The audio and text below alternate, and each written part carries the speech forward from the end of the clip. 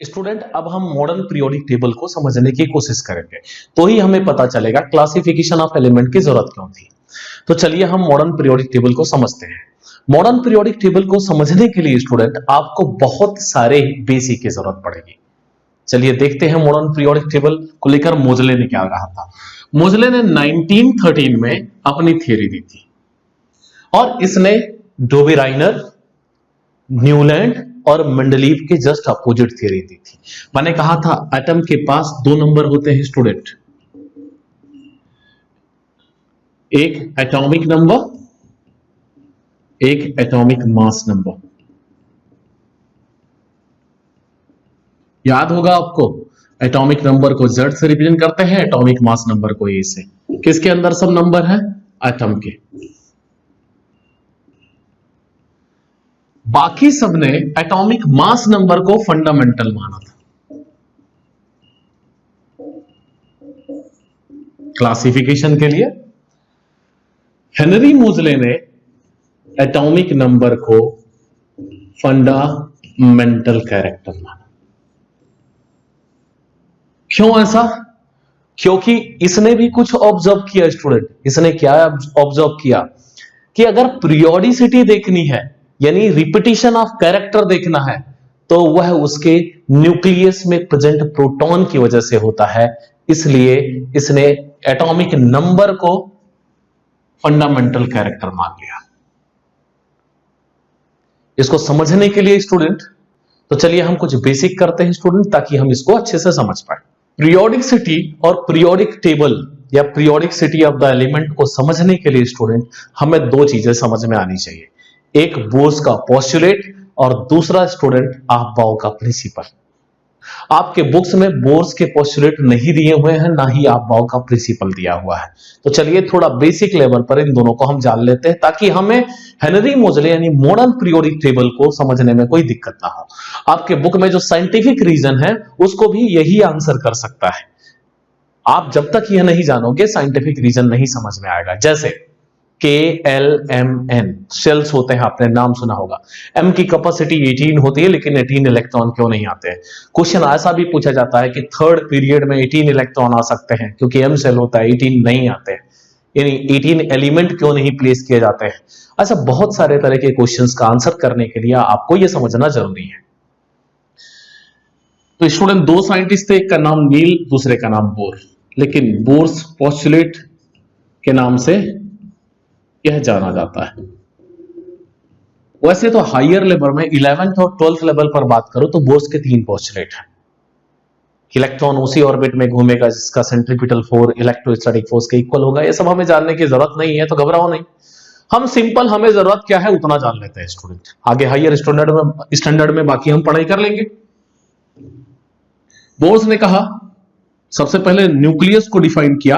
Bourse ने नहीं nucleus को डिफाइन किया, न्यूक्लियस को एक साइंटिस्ट ने डिफाइन किया था, उसका नाम रुदरफोर्ड था। रुदरफोर्ड ने कहा था न्यूक्लियस के अंदर प्रोटॉन और न्यूट्रॉन होते हैं, ये positive central charge of an atom है। बोर्स ने ये शेल्स के बारे में बताया था। आपको पहले से ये पता होगा थोड़ा मोड़ा स्टूडेंट। इसको लेकर जो आपकी समझ नहीं होगी, मैं वो भी आज आपका समझ सही कर दूंगा।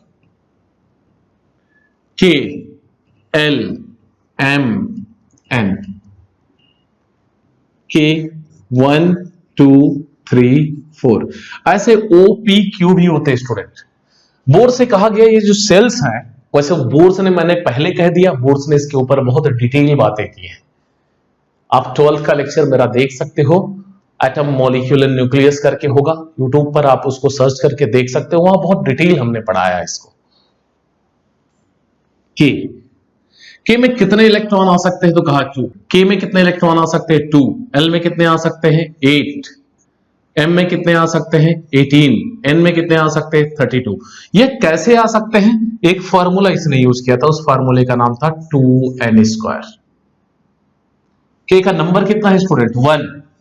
तो n की जगह पर हम 1 लिख सकते हैं। 1, ये n जो है ये नंबर ऑफ सेल है, तो 2 × 1 का स्क्वायर, तो 2 × 1 का स्क्वायर इज ऑलवेज 1, तो 2 1 जा 2।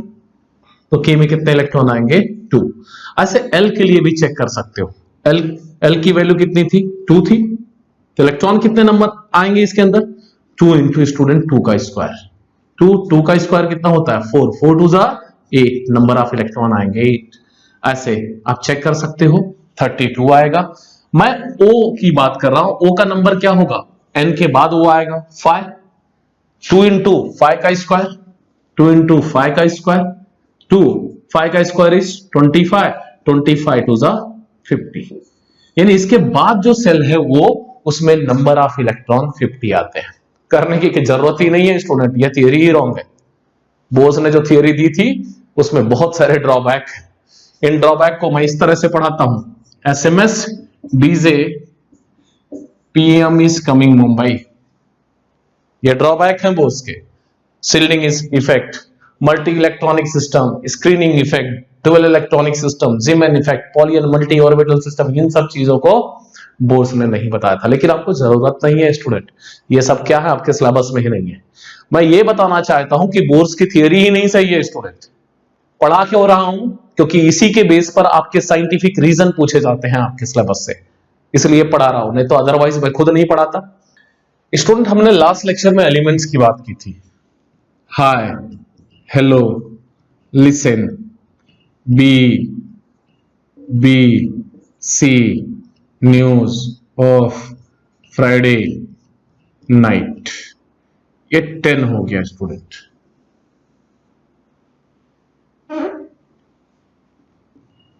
ना, मागो, अल्लाह, से, पेप्सी, सोडा, कोला और काजू केक, ये 20 हो गया स्टूडेंट।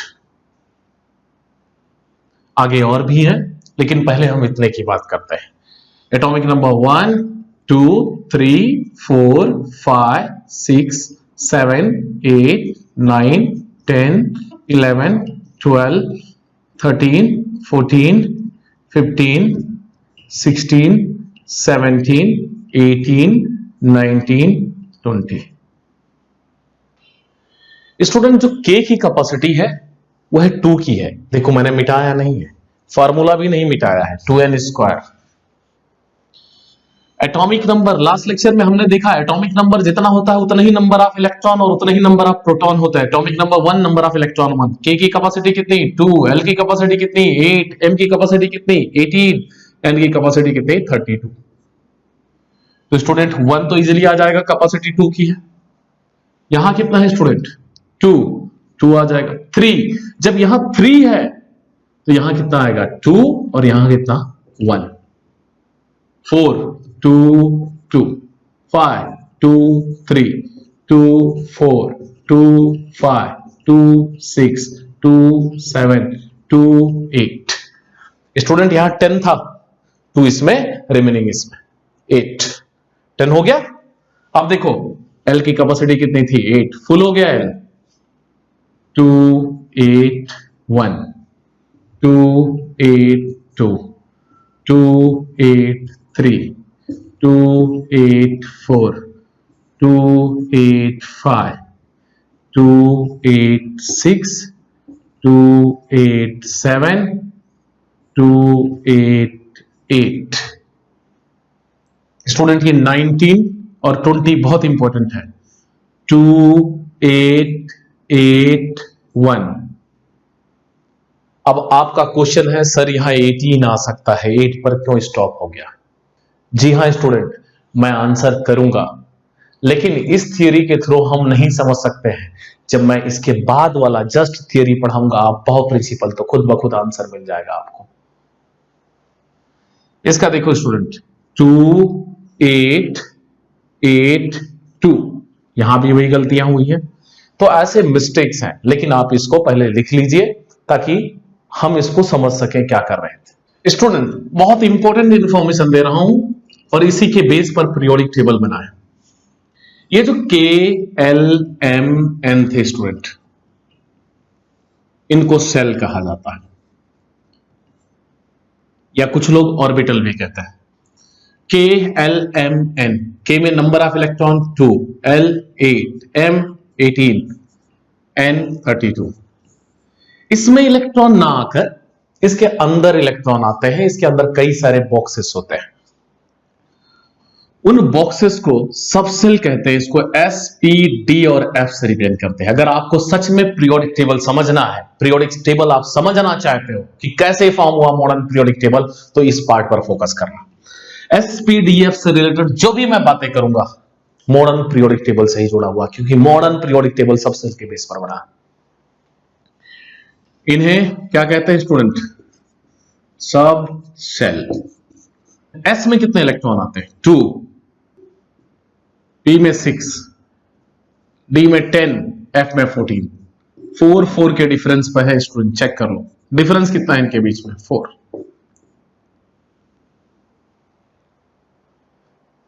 स्टूडेंट बताना क्या चाह रहा हूं, सिर्फ 10 मिनट तक मेरे साथ कोऑपरेट करिए, आपको खुद ब खुद समझ में आ जाएगा मैं बताना क्या चाहता हूं आपको। उसके बाद आपको खुद फील होगा कि मैंने इतने दिनों से आपको जो पढ़ाया उसका मकसद क्या था और वह कहां यूज होगा, कैसे यूज होगा। स्टूडेंट के सेल के अंदर एक सबसेल होता है, उसका नाम 1s है। एल सेल के अंदर 2 सबसेल होता है, एक का नाम 2s है और दूसरे का नाम 2p है। एल एम के अंदर 3 सबसेल होते हैं स्टूडेंट, एक का नाम 3s, दूसरे का 3p, 3d। एन के अंदर 4 सबसेल होते हैं student, 4s, 4p, 4d, 4f, ये सबसेल्स हैं student. Increasing order of energy के फॉर्म में मैंने लिखा है 1s की एनर्जी सबसे कम होती है, उससे ज्यादा 2s की होती है। हाँ, एक जगह मैं चेंज करूंगा लेकिन अभी आपको नहीं समझ में आएगा। 4s और 3d को लेकर बहुत बड़ा मचमच है, वहां मैं सही करूंगा स्टूडेंट, लेकिन अभी नहीं, पहले आपको नॉर्मली समझा दूंगा फिर सही करूंगा। कोई भी स्टूडेंट 1s हो या 2s हो, कोई भी s हो, s में नंबर ऑफ इलेक्ट्रॉन 2 आते हैं, तो s में 2 इलेक्ट्रॉन आएंगे, चाहे वह 1000s हो, है नहीं हो, s कोई भी हो, p कोई भी हो। p में 6 आएंगे, s में 2 आएंगे, d में 10 आएंगे, फिक्स्ड है स्टूडेंट। तो s में कितना आएगा? 2, इसीलिए k में 2। यहां कितना? 2, यहां कितना? 6, दोनों मिलाओ 8, इसलिए l में 8 आते हैं। रीजन समझ में आ गया होगा, इसमें इलेक्ट्रॉन रहते हैं, जैसे यहां 2, यहां 6, यहां पे 10, टोटल 18, इसलिए m में 18 आते हैं। तो इलेक्ट्रॉन sp-df में भरे जाते हैं, ना कि KLMN में, लेकिन sp-df KLMN के अंदर होता है, इसीलिए काउंट वहां करते हैं। कैसे फिल करोगे यही इंपॉर्टेंट है। ये समझ गया, पीरियोडिक टेबल समझ गया, मोजले का पूरा कॉन्सेप्ट ही समझ गया आपको।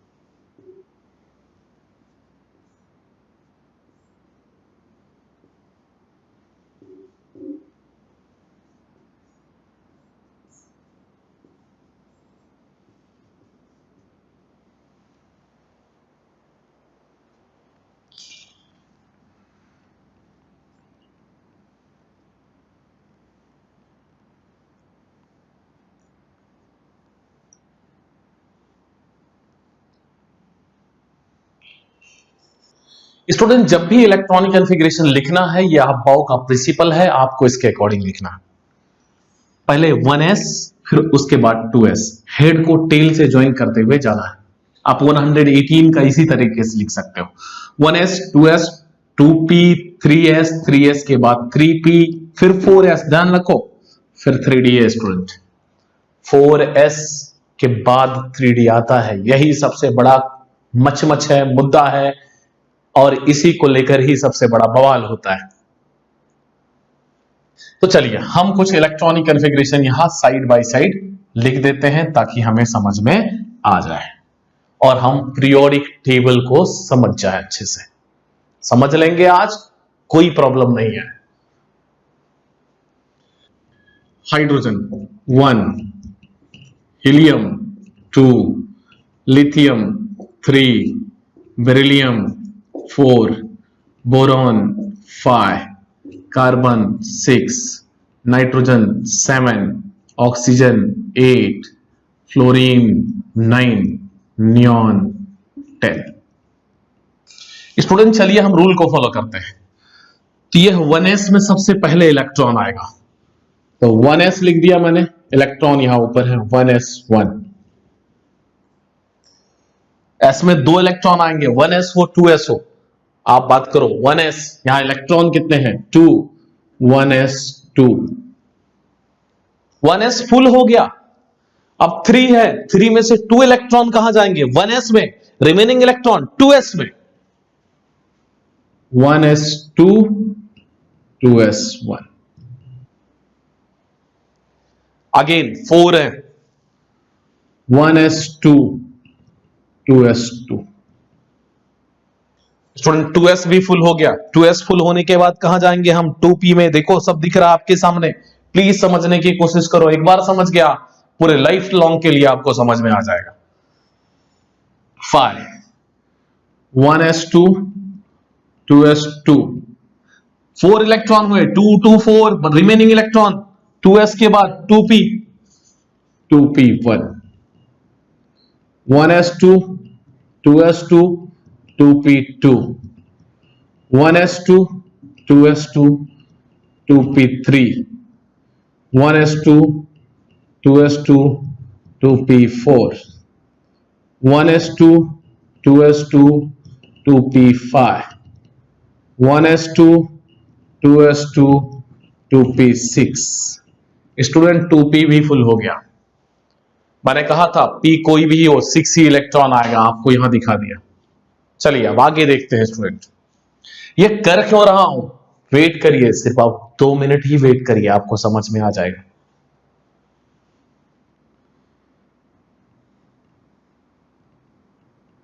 Sodium, magnesium, aluminium, silicon, phosphorus, sulphur, chlorine, organ, potassium, calcium.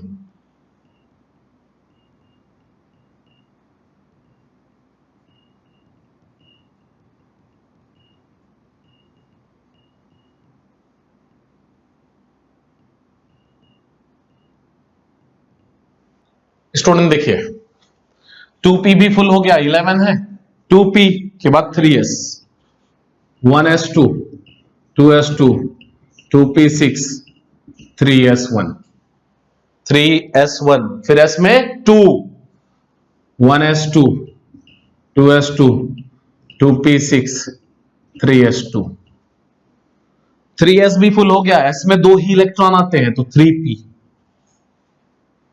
1s2, 2s2, 2p6, 3s2,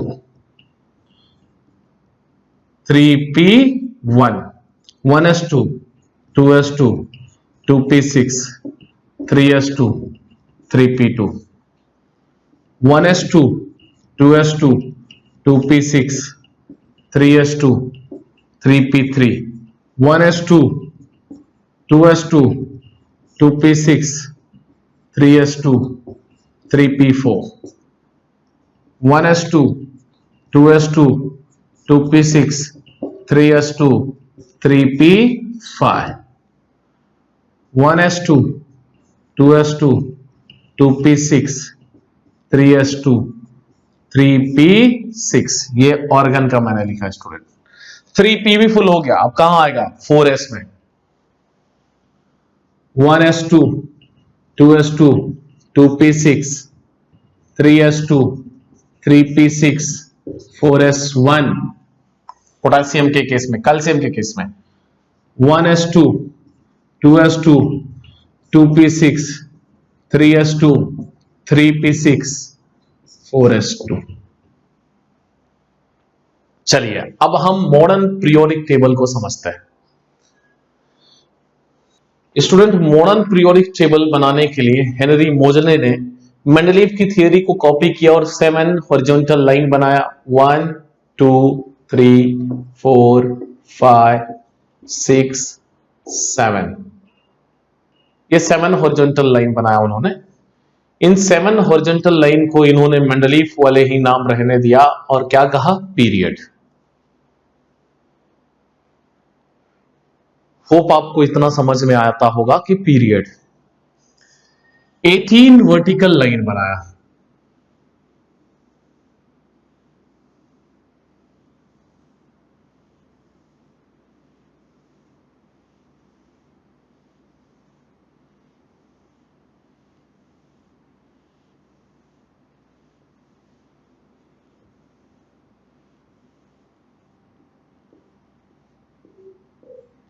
eighteen नहीं है, कम है, लेकिन आप समझने के लिए समझ लीजिए, मैं आपको समझा रहा हूं।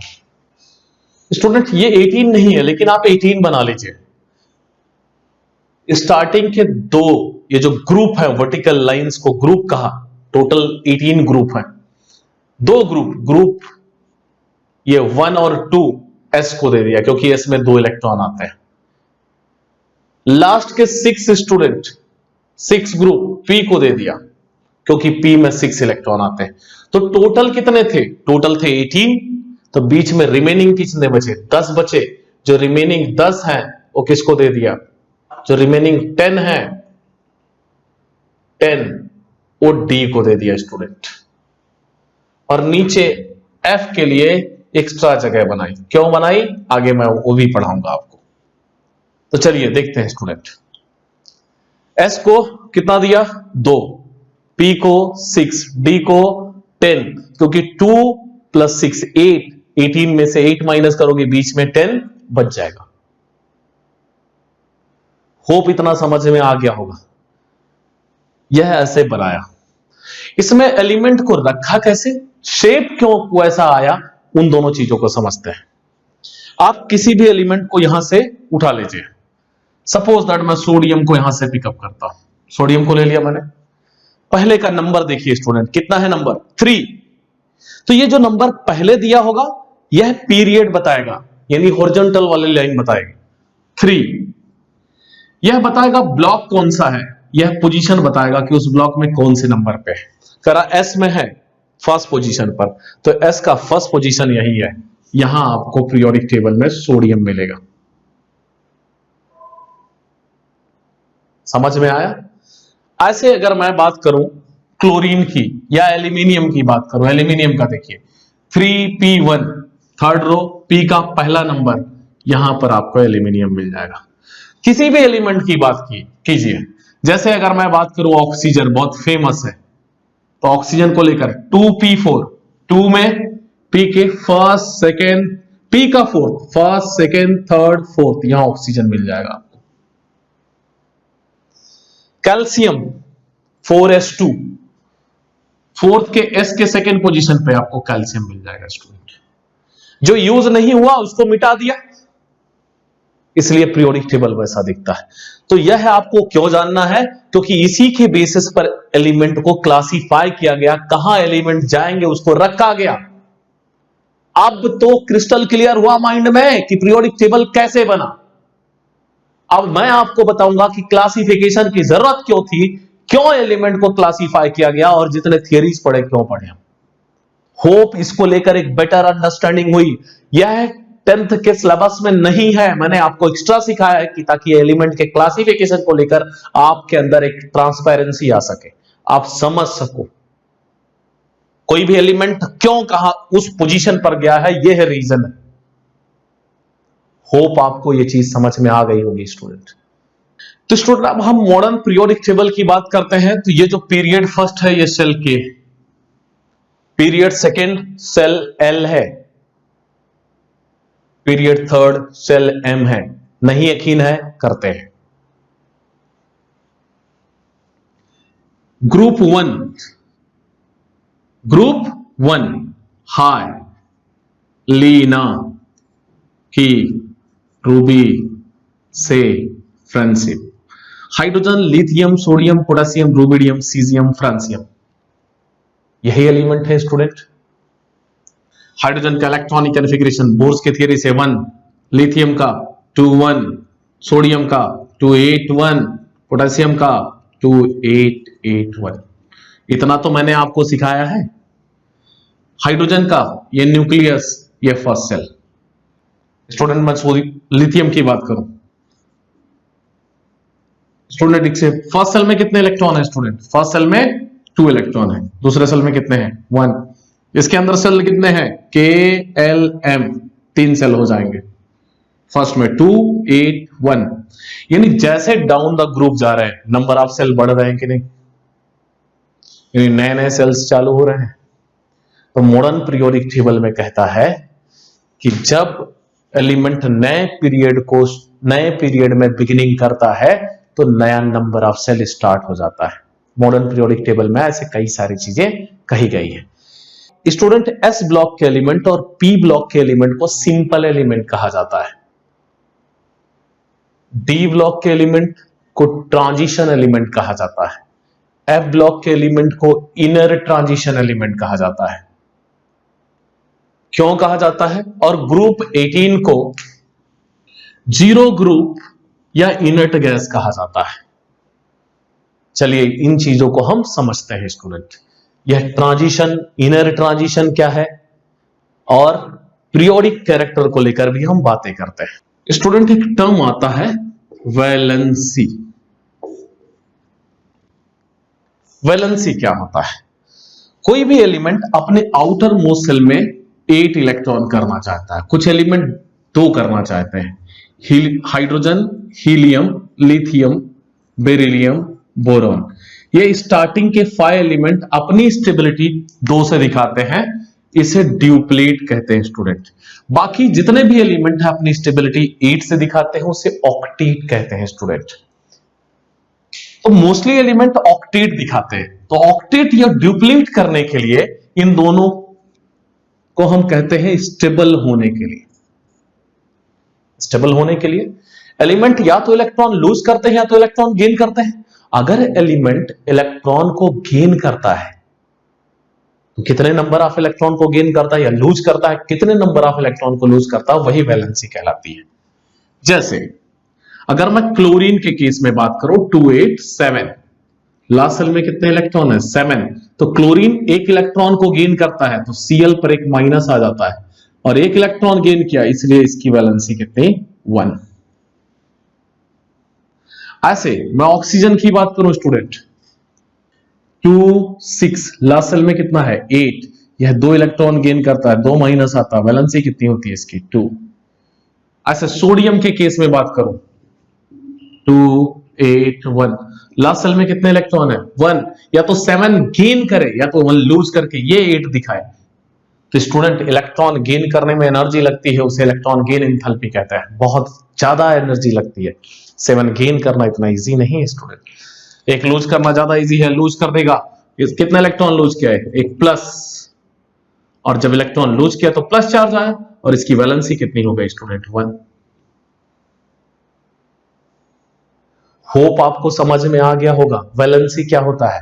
स्टेबल होने के लिए जो एलिमेंट इलेक्ट्रॉन या लूज और गेन करता है वही वैलेंसी कहलाती है। जितने भी एग्जांपल लिया स्टूडेंट मैंने वह है सिंपल एलिमेंट का लिया। अगर मैं स्कैंडियम या इसके डी ब्लॉक या एफ ब्लॉक के एलिमेंट की बात करता, यहां पर एलिमेंट जो थे उनका लास्ट सेल इनकम्प्लीट था। कौन सा सेल स्टूडेंट? लास्ट सेल, बड़े ध्यान से पढ़ना, लास्ट सेल सिर्फ इनकम्प्लीट था, एक ही सेल इनकम्प्लीट था, इसीलिए इन्हें हम सिंपल एलिमेंट कहते हैं। एक सेल इनकम्प्लीट होने के नाते सिंपल कहते हैं, यह समझ में आ गया। इसमें एक और होता है ग्रुप 18, उसके एक भी सेल इनकम्प्लीट नहीं होते हैं, इसलिए उसे हम इनर्ट गैस कहते हैं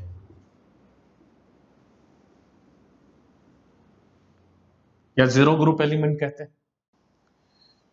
स्टूडेंट अभी तक जितने भी मैंने वैलेंसी के लिए एग्जांपल लिया था वो सब सिंपल एलिमेंट थे, यानी जो भी मैंने एग्जांपल लिया था वो एस ब्लॉक और पी ब्लॉक के एलिमेंट का लिया था। एस और पी ब्लॉक के एलिमेंट का एक ही सेल इनकम्प्लीट होता है, उस सेल का नाम है वैलेंस सेल। एक ही सेल इनकम्प्लीट होता है, जैसे मैं सोडियम के केस में बताया 281 KLM, देखिए सिर्फ M सेल इनकम्प्लीटेड है, वैलेंस सेल। यहां भी ग्रुप 18 को छोड़कर स्टूडेंट, ये जो ग्रुप 18 है इसके पूरे सेल कंप्लीटेड होते हैं, इन्हें हम इनर्ट गैस कहते हैं स्टूडेंट। पूरे कंप्लीटेड है ना, जैसे नियॉन 2-8, जैसे ऑर्गन 2-8-8, इनकी वैलेंसी 0 होती है स्टूडेंट, इसीलिए 0 ग्रुप एलिमेंट कहलाते हैं। तो मैं बात कर रहा था इनके एक सेल इनकम्प्लीट होते हैं ग्रुप 18 को छोड़कर, एस और पी में। एक ही उस सेल का नाम वैलेंस है, इसलिए इनको सिंपल एलिमेंट कहते हैं। लेकिन अगर मैं बात करूं स्टूडेंट डी की और एफ की, तो डी में एक लास्ट सेल इनकम्प्लीट होता है। लास्ट सेल 0 ग्रुप को छोड़कर सबके इनकम्प्लीट होते हैं। एक इनर सेल इनकम्प्लीट होता है। Total number of shell incompleted कितने होते हैं? 2। जैसे मैं स्कैंडियम की बात करूं स्टूडेंट 2892 KLMN, ये आपको नहीं समझ में आएगा मैंने कैसे लिख दिया है, लेकिन मैं बता रहा हूं आपको।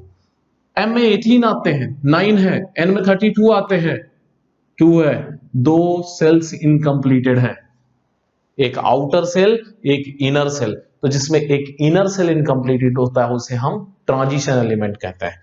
इसी तरह अगर मैं F की बात करूं तो एक आउटर सेल और 2 इनर सेल इनकम्प्लीटेड होते हैं। Total number of shell incompleted 3 होते हैं, इसलिए स्टूडेंट इसको हम इनर ट्रांजिशन एलिमेंट कहते हैं। एफ ब्लॉक में 2 सीरीज है, 2 पीरियड दिए हुए हैं।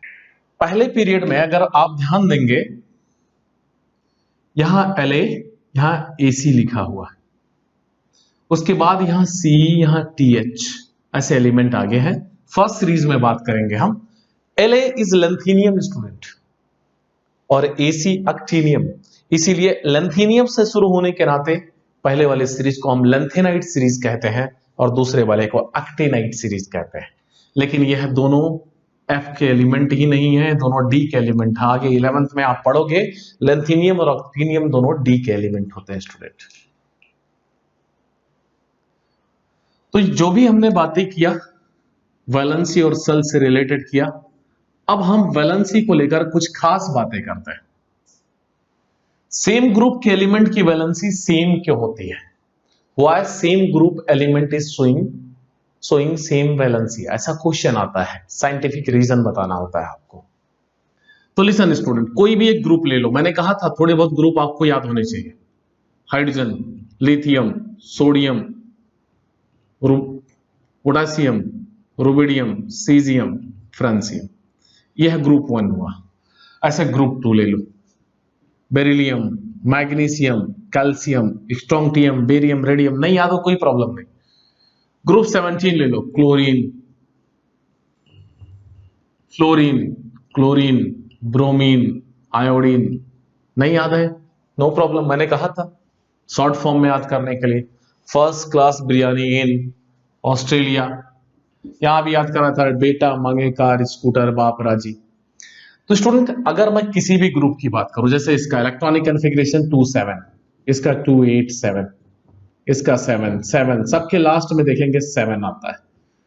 ऑक्टेट करने के लिए यह पूरा ग्रुप एक इलेक्ट्रॉन को गेन करता है, तो सबके लास्ट सेल में 7 इलेक्ट्रॉन ही है। 7 है या नहीं है? तो सब ऑक्टेट करने के लिए एक इलेक्ट्रॉन गेन करते हैं, तो इसीलिए इनकी वैलेंसी 1 होती है। ऐसे मैं यहां करूं तो इसका क्या होगा स्टूडेंट? 1, इसका 2-1, इसका 2-8-1, देखो लास्ट में 1 है, ऑक्टेट करने के लिए सब एक लूज करेंगे, तो इनकी भी वैलेंसी कितनी होती है स्टूडेंट? 1। ऐसे यहां बात करो 2-2, 2-8-2, 2-8-8-2, ये क्या करेंगे? 2 इलेक्ट्रॉन लूज करेंगे, वैलेंसी 2। यानी यह ग्रुप 1 है, सबकी valency 1, group 2 valency 2, group 17 valency 1। यानी सेम ग्रुप के एलिमेंट, एक जैसे ग्रुप के सभी एलिमेंट की वैलेंसी सेम है। बेरिलियम की 2, तो उसी ग्रुप के एलिमेंट मैग्नीशियम की भी 2। यानी एक की वैलेंसी हमें याद है तो सबकी वैलेंसी पता है। क्लासिफिकेशन की पहली जरूरत यह भी थी कि why we are classifying the element. एक के कैरेक्टर पता हो, सबके कैरेक्टर हमें बार बार ढूंढने की जरूरत नहीं है, बार बार पढ़ने की जरूरत नहीं है, इसलिए क्लासिफिकेशन ऑफ एलिमेंट की जरूरत पड़ी थी। अब धीरे धीरे करके मैं आपको क्लासिफिकेशन के ऊपर आंसर देना चालू कर दूंगा। तो same group element same valency क्यों दिखाते हैं? बिकॉज उनके आउटर मोस्ट सेल में इक्वल नंबर ऑफ इलेक्ट्रॉन होते हैं। पहला वाला जो करता है बाकी सब भी वही करते हैं। जितना इलेक्ट्रॉन लूज और गेन करेगा दूसरे भी उतना ही इलेक्ट्रॉन लूज और गेन करेंगे, इसलिए वैलेंसी सेम होती है। स्टूडेंट, अब मैं आपके बुक के दूसरे टॉपिक पर चलता हूं जिसका नाम atomic radius and atomic size है।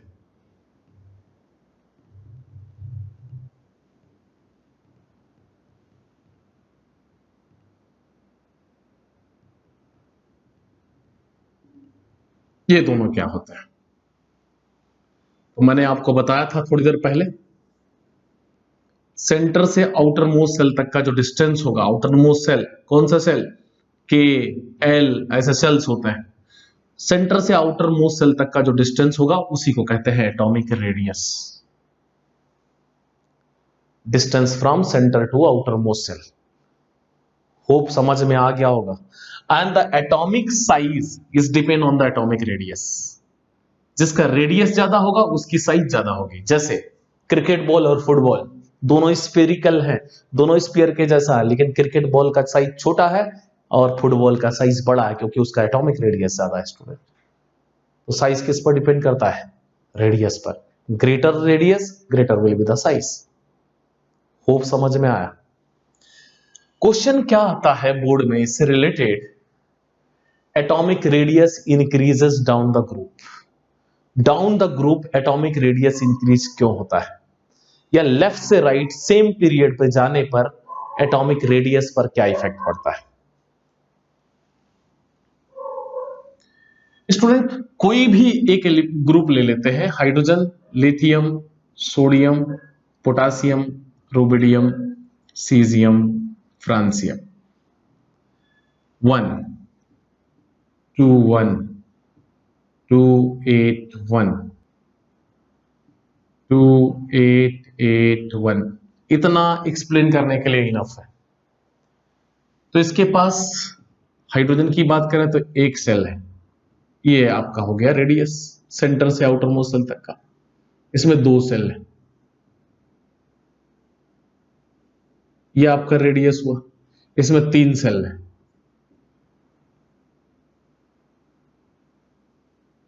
ये रेडियस हुआ। यानी स्टूडेंट जैसे जैसे हम नीचे जा रहे हैं, देखो के, एल, एम, एन, 4 सेल हो गए, तो नंबर ऑफ सेल्स इंक्रीज हो रहे हैं कि नहीं? यानी डाउन द ग्रुप, किसी भी ग्रुप में जाते हैं, चाहे 1 हो, 2 हो, 17 हो, 18 हो, कोई भी ग्रुप हो, डाउन द ग्रुप जाने पर नंबर ऑफ सेल ऐड होते हैं। यह भी मॉडर्न पीरियोडिक टेबल का कैरेक्टर है कि डाउन द ग्रुप नए सेल ऐड हो जाएंगे, और नए सेल ऐड होंगे तो सेंटर से आउटर मोस्ट सेल तक का डिस्टेंस इंक्रीज होगा, और सेंटर से आउटर मोस्ट सेल तक का डिस्टेंस इंक्रीज होगा तो एटॉमिक रेडियस इंक्रीज होगा और एटॉमिक साइज इंक्रीज होगी। मैं यहां पर क्वेश्चन करूं कि हाइड्रोजन छोटे साइज का है या लिथियम, तो हाइड्रोजन छोटे साइज का है क्योंकि रेडियस छोटा है। लिथियम वो सब बड़ा है, सोडियम की साइज और बड़ी होती है, सबसे बड़ा फ्रांसियम क्योंकि नंबर ऑफ सेल्स इसमें ज्यादा होंगे। स्टूडेंट, होप समझ में आया होगा नंबर ऑफ सेल्स ज्यादा क्यों होते हैं। तो स्टूडेंट, अब हम देखते हैं लेफ्ट से राइट जाने पर एटॉमिक रेडियस पर क्या असर पड़ता है। तो कोई भी एक पीरियड का एलिमेंट ले लो, हमने थर्ड पीरियड का ले लिया student. Sodium, magnesium, aluminium, silicon, phosphorus, बहुत है यार। सोडियम का एटॉमिक नंबर 11, 12, 13, 14, 15। इलेक्ट्रॉनिक कॉन्फ़िगरेशन क्या होता है स्टूडेंट? 2 8 1, 2 8 2, 2 8 3, 2 8 4, 2 8 5। इसी तरीके से जाएगा। सेल कौन सा है? के, एल, एम, के, एल, एम, के, एल, एम, के, एल, एम, के, एल, एम। सेल सेम है। तो स्टूडेंट आज तक जब भी मैंने इस क्वेश्चन को किया है कि लेफ्ट से राइट जाने पर एटॉमिक रेडियस पर क्या असर पड़ेगा, सबने यही कहा है कि सर कांस्टेंट होगा, क्योंकि सेल तो वही है। स्टूडेंट सेल तभी चेंज हो सकता है, हेनरी मोजेले ने कहा सेल तभी चेंज होगा जब नया पीरियड चालू होगा। मोजेले ने कहा नया पीरियड कब चालू होगा, जब प्रॉपर्टी रिपीट होगी। समझ में आया ना? तो सेल सेम है यानी पीरियड सेम है, पीरियड और सेल में रिलेशन है। स्टूडेंट अगर मैं इसका इलेक्ट्रॉनिक कॉन्फ़िगरेशन लिखता हूं तो ये first shell, second shell, third shell. First shell देखो,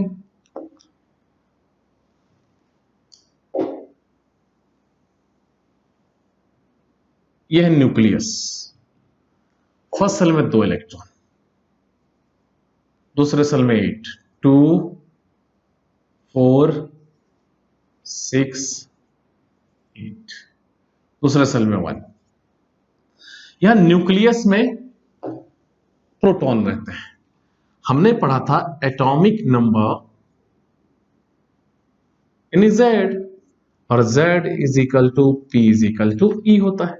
Z अगर 11 है तो प्रोटॉन कितने? 11। इलेक्ट्रॉन कितने?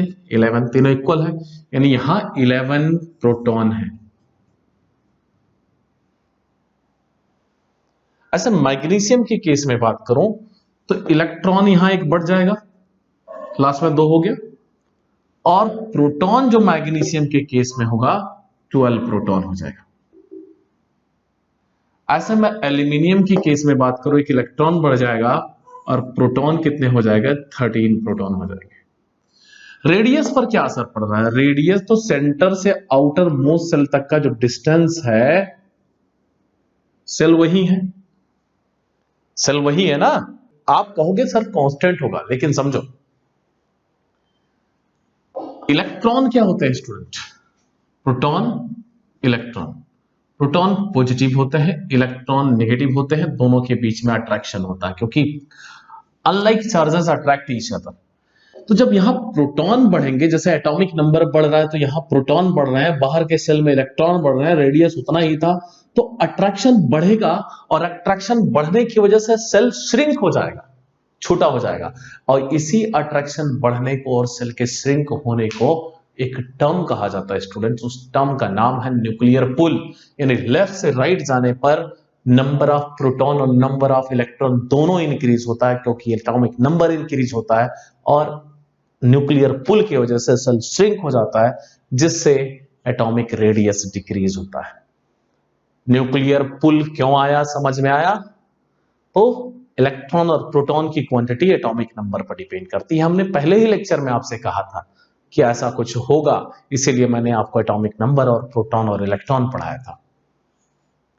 रेडियस इंक्रीज होगा, जब हम डाउन द ग्रुप जाएंगे रेडियस इंक्रीज होगा, क्योंकि नंबर ऑफ सेल इंक्रीज होते हैं। जब हम लेफ्ट से राइट जाएंगे तो रेडियस डिक्रीज होगा, रेडियस डिक्रीज होगा, और इस कंडीशन में रेडियस इंक्रीज होगा। हमने पढ़ लिया, 2 कंडीशन बता दिया। नीचे से ऊपर जाने पर रेडियस डिक्रीज होगा, नंबर ऑफ सेल घटेंगे। Metallic and non metallic character. Student इसको समझने के लिए हमें पहला वर्ड समझना है मेटल क्या होता है, और दूसरा वर्ड समझना है नॉन मेटल क्या होता है। स्टूडेंट पुरानी थियरी मत बताना, जब भी मैंने पूछा है तो कहते थे लोग डक्टिलिटी, मेलेबिलिटी, लस्चर, सोनस, हार्डनेस, ये सब स्टूडेंट मेटल के कैरेक्टर हैं। मेटल क्या होता है? ऐसी स्पीसीज जो इलेक्ट्रॉन को लूज करती है, यानी जिसके अंदर loss of electron,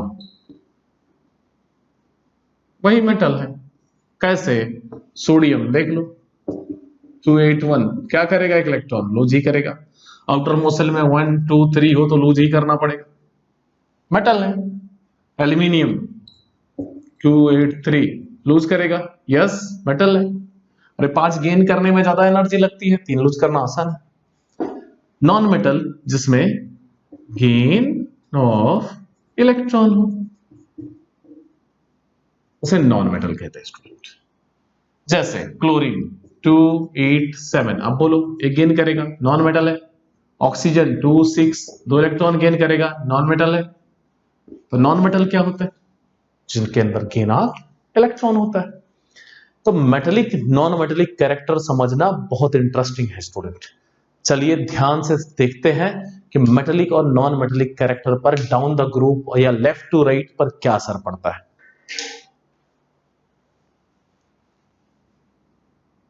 down the group जाने पर नंबर ऑफ सेल्स बढ़ते हैं, आपने सुना है ऐसे नंबर ऑफ सेल्स बढ़ते हैं। जब नंबर ऑफ सेल बढ़ेंगे तो ये समझ लो न्यूक्लियस है, इलेक्ट्रॉन यहां है, इलेक्ट्रॉन यहां है, इलेक्ट्रॉन यहां है, इलेक्ट्रॉन इधर। ए बी सी डी, ये मैंने 4 कंडीशन बनाया। ध्यान से देखो और बताओ इलेक्ट्रॉन पर न्यूक्लियस का ज्यादा प्रभाव, इफेक्ट जो होगा, न्यूक्लियर पुल होगा, कब ज्यादा होगा? ए के कंडीशन में, बी के कंडीशन में, सी। जैसे जैसे इलेक्ट्रॉन दूर जाएगा, यहां आ गया तो अट्रैक्शन क्या हो जाएगा? कम हो जाएगा। और अट्रैक्शन कम हो जाएगा तो इलेक्ट्रॉन देने की जो प्रोबेबिलिटी है, इलेक्ट्रॉन लूज करने की फिनोमिनन, वो बढ़ जाएगी। यानी वह उतना अच्छा मेटल बन जाएगा, क्योंकि लूज करना मेटल का कैरेक्टर है। और अच्छा मेटल वो जो इजिली लूज करे, इजिली लूज तब करेगा जब न्यूक्लियर पुल कम होगा। Downward the goal group nuclear pull कम हो जाता है। रीजन क्या है स्टूडेंट? रीजन यह है कि डाउन द ग्रुप जाने पर जो अट्रैक्शन है किसके किसके बिटवीन, इलेक्ट्रॉन और न्यूक्लियस के बिटवीन, और डिक्रीज होता है, यानी न्यूक्लियर पुल डिक्रीज होता है। लेफ्ट से राइट जाने पर मैंने कहा था रेडियस डिक्रीज होता है स्टूडेंट। रेडियस डिक्रीज होता है यानी सेल श्रिंक होता है। और जब सेल श्रिंक होगा तो क्या होगा? इलेक्ट्रॉन न्यूक्लियस के नजदीक आ जाएगा। जैसे मैंने सोडियम के केस में बात किया था, sodium, magnesium, aluminium, silicon, phosphorus, 281 shell वही है, 282, 283 सेल वही है, लेकिन अट्रैक्शन बढ़ते जा रहा है। सोडियम बड़ा या मैग्नीशियम, किसकी एटॉमिक साइज ज्यादा है? सोडियम की, क्योंकि इधर तो आके अट्रैक्शन हो जाएगा, घट जाएगा। एल्यूमिनियम बड़ा या मैग्नीशियम? मैग्नीशियम की साइज बड़ी है, अट्रैक्शन ज्यादा हो गया, यहां न्यूक्लियर पुल ज्यादा है। नाइट सोडियम बड़ा है या फास्फोरस, किसके एटम की साइज बड़ी है? सोडियम के। फास्फोरस की छोटी हो जाएगी क्योंकि अट्रैक्शन ज्यादा हो जाएगा। यानी जैसे जैसे जाएंगे न्यूक्लियस के करीब आता जाएगा इलेक्ट्रॉन, यानी न्यूक्लियर पुल इंक्रीज होगा, तो इलेक्ट्रॉन को निकालने के लिए एनर्जी ज्यादा लगेगी, यानी मेटेलिक कैरेक्टर डिक्रीज होगा। और गेन करने के लिए एनर्जी कम लगेगी, यानी नॉन मेटेलिक कैरेक्टर। तो student metallic character down the group जाने पर इंक्रीज होता है, लेफ्ट से राइट जाने पर डिक्रीज होता है। इसका उल्टा non metallic character down the group electron लेना चाहेगा नहीं, लूज करना चाहेगा। तो लूज करना चाहेगा तो मेटेलिक कैरेक्टर डिक्रीज हो जाएगा। और लेफ्ट से right non metallic character increase होगा और मेटेलिक कैरेक्टर डिक्रीज होगा। स्टूडेंट कई सारे कॉन्सेप्ट हैं जो आपके सिलेबस में नहीं है, जैसे ऊपर से नीचे जाने पर उसके फिजिकल स्टेट में चेंज हो जाता है। हाइड्रोजन के लेकर अगर मैं बात करूं स्टूडेंट, मैं सिंपल लैंग्वेज में कहूं तो अगर ग्रुप 15 को देखते हैं, नाना, पाटकर, ऐश्वर्या राय, सब बीमार। Nitrogen, phosphorus, arsenic, antimony, bismuth. नाना पाटकर, ऐश्वर्या राय, सब बीमार। नाइट्रोजन और फास्फोरस स्टूडेंट ये नॉन मेटल है। आर्सेनिक और एंटीमनी मेटलॉइड है और बिस्मथ टिपिकल मेटल होता है। यानी एक ही ग्रुप में फिजिकल कैरेक्टर देख लो चेंज हो गया। ये दोनों क्या है? नॉन मेटल है, मेटलॉइड है, मेटल है। ऐसे हाइड्रोजन में भी होता है, उनके फिजिकल कैरेक्टर स्टेट चेंज हो जाते हैं। जैसे फ्लोरीन और क्लोरीन रूम टेम्परेचर पर गैस होते हैं, ब्रोमीन और आयोडीन ये लिक्विड होते हैं, और स्टेटाइन सॉलिड होता है। तो इसी चेंज को हम क्या कहते हैं? ग्रेडेशन इन हाइड्रोजन कहते हैं। स्टूडेंट होप आपको 10th का यह लेक्चर समझ में आया होगा। अगर आपको कोई भी डाउट रहता है तो आप कमेंट सेक्शन में हमें पूछ सकते हो और हमें कांटेक्ट भी कर सकते हो। तो चलिए स्टूडेंट हम देखते हैं एलिमेंट को क्लासिफाई करने की जरूरत क्या थी। अदरवाइज आप कहेंगे कि सर चैप्टर भी कंप्लीट हो गया, अभी भी आपने नहीं बताया कि एलिमेंट को क्लासिफाई करने की जरूरत क्या थी। तो स्टूडेंट किसी भी ग्रुप को हम लेते हैं, जैसे ग्रुप 1 की हम बात कर ले hydrogen, lithium, sodium, potassium, rubidium, caesium, francium. मैंने कहा था सेम ग्रुप के एलिमेंट सेम वैलेंसी दिखाते हैं। अगर किसी एक एलिमेंट की हमें वैलेंसी पता चल जाती है तो पूरे ग्रुप के एलिमेंट की वैलेंसी पता चल गई। अगर यही हम क्लासिफाई नहीं करते तो क्या हमें पता चलती कि इसकी वैलेंसी सबकी सेम है? नो। यानी सिस्टमैटिक स्टडी के लिए हमने एलिमेंट को क्लासिफाई किया। इससे क्या होगा? हमारे टाइम की बचत होगी। अदरवाइज जिस तरह मेंडलीव ने किया था, अपने घर में पेपर्स के बहुत सारे टुकड़े लगा दिए थे और बार बार उन पेपर के टुकड़े को ऊपर नीचे करता था, पूरा लाइफ उसने उसी में खत्म कर दिया। हमारे साथ भी वैसा ही होगा। स्टूडेंट, दूसरा हम समझते हैं, दूसरा टर्म क्या है। अगर किसी एक एलिमेंट के ऑक्साइड या हाइड्राइड या कोई भी केमिकल कैरेक्टर अगर हमें पता चल जाता है तो बाकी एलिमेंट्स के भी केमिकल कैरेक्टर सिमिलर होंगे, क्योंकि सेम ग्रुप के एलिमेंट सेम ऑक्साइड बनाते हैं, सेम हाइड्राइड बनाते हैं। जैसे सोडियम Na2O, तो पोटेशियम भी K2O टाइप का ही ऑक्साइड बनाएगा, लेकिन मैग्नीशियम के केस में, बेरिलियम के केस में AbO, BeO, MgO इस टाइप के ऑक्साइड बनाएंगे।